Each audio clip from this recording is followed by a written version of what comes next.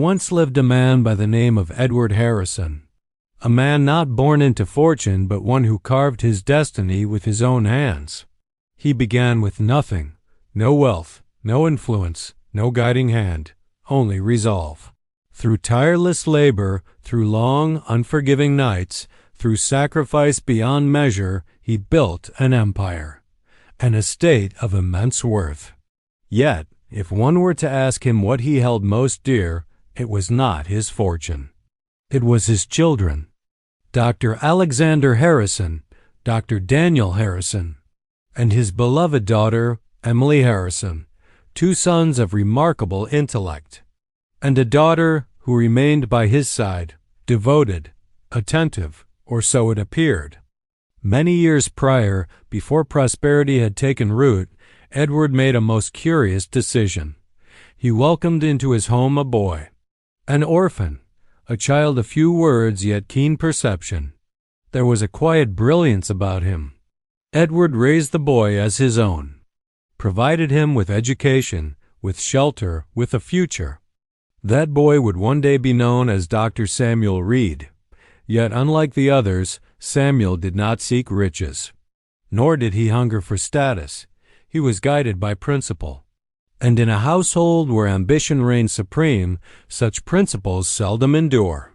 In time, he drifted away, not in anger, but in silence.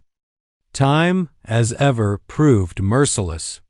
Edward's strength began to wane, his once unyielding frame now burdened by age, until one fateful evening he fell, struck by a sudden affliction of the heart. It did not claim his life, but it came perilously close. He was rushed with great urgency to the hospital, and there, awaiting him, stood his sons, Alexander, Daniel, men of science, men of healing, or so they were believed to be.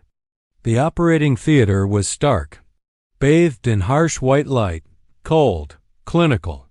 Edward was laid upon the table. Machines murmured softly. Instruments gleamed. Then came the anesthesia, slowly. It coursed through his veins, drawing him toward darkness. Yet something was amiss. He did not lose himself entirely. His body lay still unresponsive, yet his mind remained awake, imprisoned within his own flesh. At first, only fragments of sound, murmurs, indistinct, then clarity. Voices he knew well, Alexander, Daniel, yet their tones bore no urgency, no alarm, only a chilling calm. Alexander spoke, scarcely above a whisper, "Let us conclude it today." Daniel replied, steady and unflinching, "No errors this time." In that moment, Edward understood. Then another voice entered firm and resolute. "Samuel, what precisely are you doing?" A pause, a tension most palpable. Swift adjustments followed, corrections made in haste. Samuel intervened, and in doing so preserved Edward's life. Against all odds, Edward survived. Yet survival bore a cost. When he awoke, all seemed in order. His son stood beside him, attentive, concerned. His daughter, Emily, sat close, tending to him with care. Her touch was gentle, her voice reassuring. Everything appeared as it ought to be. And yet, something was profoundly wrong. Days passed in uneasy quiet. Edward found no rest. A feeling lingered subtle, yet unrelenting. Then, one afternoon, his gaze settled upon his medicine, unremarkable at first glance. Yet something was not right. An instinct stirred within him. That very night, he examined them. With care, with caution, he compared the contents to what had been prescribed.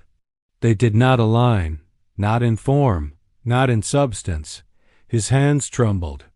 This was no oversight, no accident. It was deliberate. Someone sought his end. That night, as silence cloaked the house, voices carried from the adjoining room. Familiar voices. Emily spoke, her tone eerily composed. "The dosage is proving effective," Daniel followed. The next episode will be far more severe, and Alexander calm as ever. And this time we shall not fail. Edward closed his eyes. For the truth he now bore was far more painful than death itself.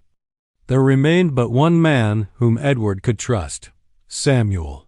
He reached out to him. His voice frail, unsteady. Samuel listened in silence, then spoke quietly. I had my suspicions in the operating room. Samuel enlisted the aid of Inspector Victor Hayes, a man of sharp intellect, unyielding resolve.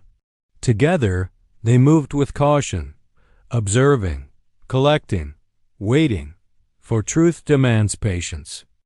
Evidence began to surface: medicines, records, surveillance footage, financial dealings, each piece falling into place, revealing a design most sinister. Edward, in secrecy, had altered his will. The greater portion of his fortune was destined for charity, not his children. And upon discovering this, their hearts turned. Thus they conspired, with chilling precision. A slow poison, a calculated affliction, a final act within the operating room, a crime without flaw, or so they believed. Inspector Hayes resolved to let the design unfold, to allow them their attempt and seize them in the act. The night was fierce. Thunder rolled. Rain battered the earth, and as foretold, Edward fell once more. Within the theater, there was no hesitation, no doubt, only intent. Trap set, this time they would see it through. The monitor faltered, then steadied into silence. Edward Harrison was no more. Stand aside. The doors were flung open. Inspector Hayes entered officers at his command. Samuel stood behind him, witness to it all. Alexander spoke in defense. Daniel remained silent. Emily wept. Yet none of it mattered. The truth had prevailed.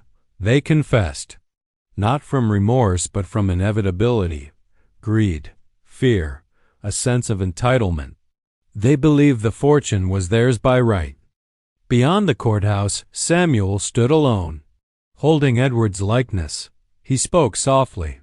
You were not my blood, yet you were my father. More often than not, it is those we trust most who conspire against us.